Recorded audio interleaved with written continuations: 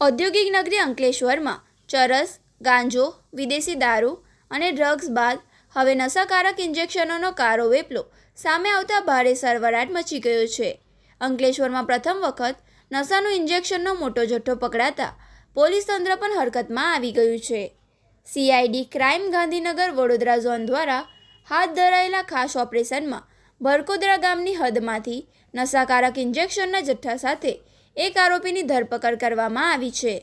મળતી માહિતી મુજબ નવજીવન હોટલ પાસે આવેલી પ્રતીક્ષા રેસિડેન્સી અને હાલ શિફા હાઇટ્સના ફ્લેટ નંબર 303માં રહેતો સરફરાજ અહેમદ શમશાદ અહેમદ ખાન ગેરકાયદેસર પ્રવૃત્તિ ચલાવી રહ્યો હતો.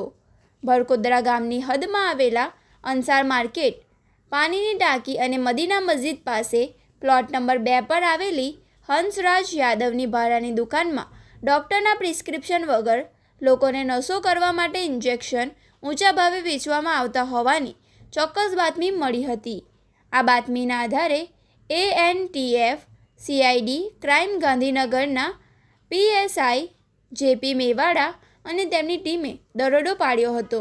દરોડા દરમિયાન દુકાનમાંથી પેન્ટાસોસિન લેક્ટિક ઇન્જેક્શન આપી 30ના કુલ 540 નંગ જેની કિંમત 42,660 મળી આવ્યા હતા.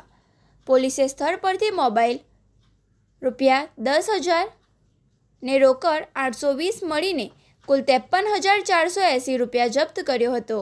પોલીસે સ્થળ પરથી સરફરાજ અહેમદ ખાનની ધરપકડ કરી મુદ્દોમાલ કબજે કર્યો હતો. જ્યારે દરોડા દરમિયાન એક અન્ય ઈસમ આશુતોષ પાંડે પોલીસને જોઈને ભાગી જવામાં સફળ રહ્યો હતો, જેથી તેને વોન્ટેડ જાહેર કરવામાં આવ્યો છે. આ સમગ્ર મામલે PSI JP મેવાડાએ અંકલેશ્વર B ડિવિઝન પોલીસ મથકે ફરિયાદ નોંધાવી છે. પોલીસ આરોપીને સરફરાજને કોર્ટમાં રજૂ કરી રિમાન્ડ મેળવવાની તજવીજ હાથ ધરી છે અને આ નેટવર્કમાં અન્ય કેટલાક લોકો સંકળાયેલા છે તે દિશામાં વધુ તપાસ શરૂ કરી છે.